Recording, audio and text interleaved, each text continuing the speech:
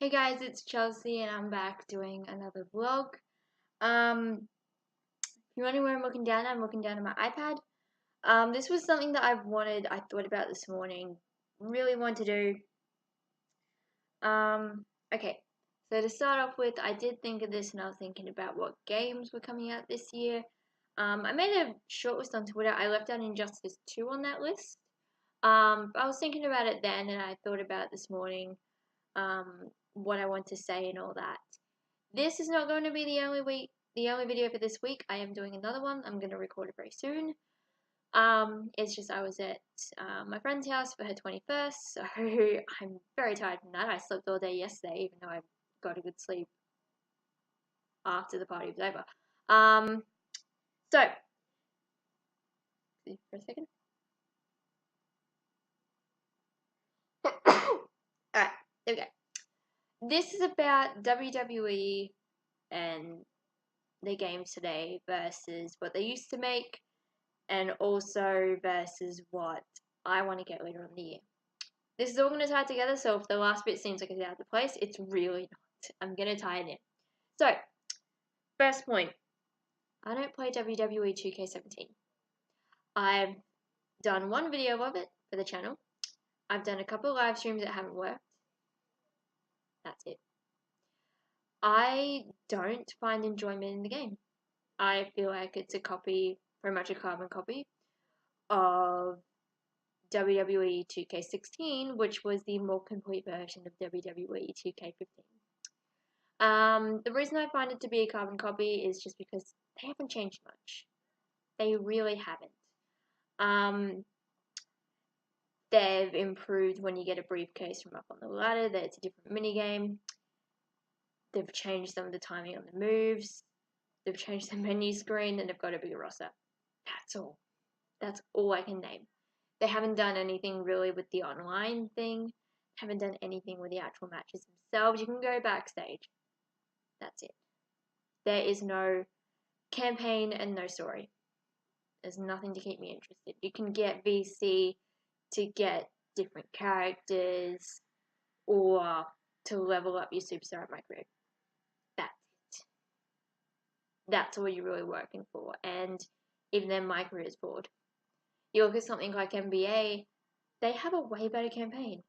They have a way better my career. I know they've been doing it for longer, but you can incorporate what you're doing in NBA to WWE very easily.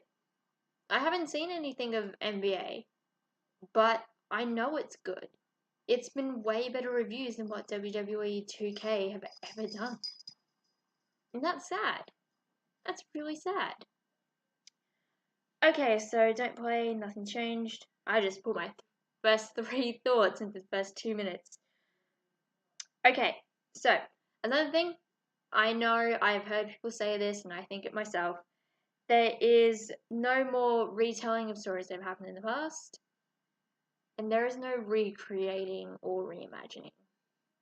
So you cannot do matches anymore in a story mode where you can retell like what they did with 30 Years of WrestleMania, the Monday Night Wars, anything like that, like what they had in WWE 13 and 14. They have nothing. Even 15, where they had the story modes for the superstars. They don't have that anymore. And recreate. So you can make the opponent that lost in the actual match win.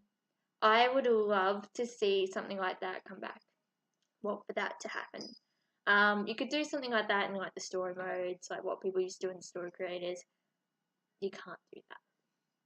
You really can't. And I think that's something that's really lacking, because what if Andre the Giant had a won against Hulk Hogan and had a send into the match? What if he had remained undefeated in that match? What if the Nexus had won against John Cena? What if CM Punk hadn't lost against The Rock? You know, you can think of old stories and new ones. There are some really good matches in the last few years that just haven't ended the right way. Bray Wyatt versus Dean Ambrose. Well, sorry. Yeah, Bray Wyatt versus Seth Rollins. That last match where it led into the feud with Bray versus Dean. Not a good ending to the match. Didn't get a proper ending. That's something they could do. That's a story mode they could do where you, and not only that you determine who wins, but that you create a whole branch of what can happen. You have different storytelling elements. So you can choose who you feud with, who you partner with, what you say. Have actual voice acting for this stuff. We really only have voice acting for the commentators and Renee Young. That's all. I'd love to go back to 2K12, WWE 12, where, with the Jacob Cass storyline, he was an actual voice actor. Why can't they do that now? They've only got one character for when you do my career. You can't do a female. Just have the same voice. That's exactly what you did with Jacob Cass. You made him what you want to look like, and then he had one voice. That was what he was. No GM mode. This is the bit that really annoys me. I haven't been able to find SmackDown versus Raw 08. I can't seem to find it. I think it's at a shopping center near me, but it's always sold out, and they don't usually get it back in. That's another thing I want, because I have wanted to play GM mode for so long, and I can't find SmackDown vs. Raw 08. I think they could integrate it really well with PS4, just due to the fact that you can play online. The reason I say you can integrate it really well is because you can have one person when you're in a party, or if you just play with somebody else and invite them on your friends list, have one person be in charge of Raw, have another be in charge of SmackDown. Give the control over to them when it's time for them to say they're doing SmackDown. When you finish with Raw's card, have them do SmackDown. You could even do it if you're on something like Twitch or Beam or something. Integrate a system where, and this will be difficult, so it might not happen, if it ever does, but have a system where the audience can vote. Like, that would be cool. Or, I don't know, something like that. Like, that would be awesome. It wouldn't happen, but that would be awesome. That's just a dream that probably won't happen. There are plenty of other games I want to play this year. I told you I'd get around to WWE and then the other games I want to play. So, on that list, there was Kingdom Hearts Remixes 1.5 and 2.5 in the bundle pack. So you get all the games from 1.5 and 2.5 together. That's awesome. There was Kingdom Hearts 3, which is coming out later on this year. Crash Bandicoot, Insanity, that's just been released. So the release date's just been released. So it's coming out June or July. I can't remember which one. The Last of Us Part 2, which is coming out later on this year. It'll probably come out, I'd say, around about October. That's roughly when most games are going to come out. And Injustice 2. That was the one I missed on my thing. These are all games I want. All of them.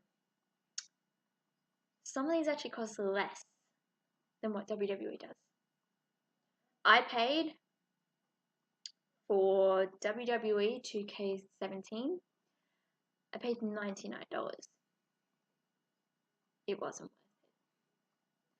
I don't see $99 being justified for a game that's just being redone.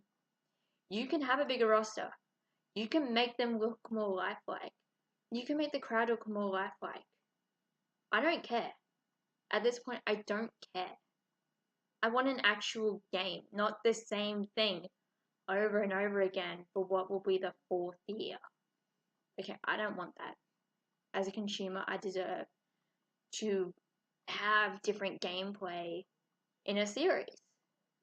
Games are meant to change and adapt to their audience. We don't want slightly different mini games if it's going to make it more difficult. Or if I play online, because Australian internet is still crappy even with NBN, I'll still get lag. That doesn't help if I'm in a ladder match online. I'm trying that stupid ball thing with the ladder. Can't do it.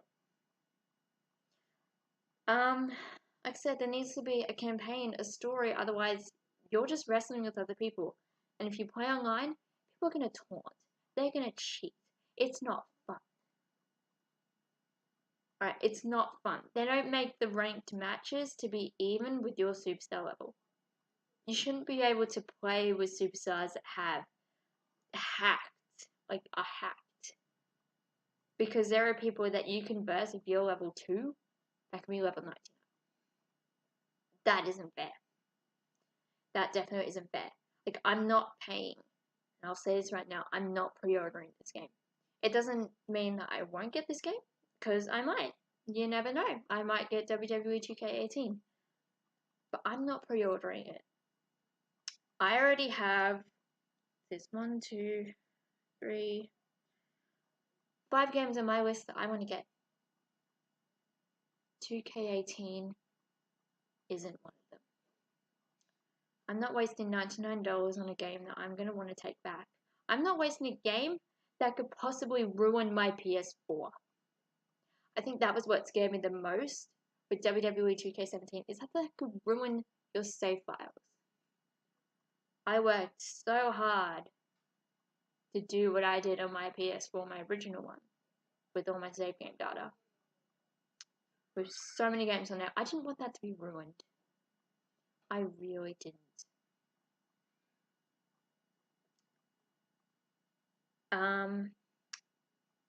Because they somehow managed to overlook or somehow in the backdoor develop a bug that could ruin your save game files. I'm sorry, but no game is worth that risk. WWE games are now, to me, personally, not worth $99 for a pre-order.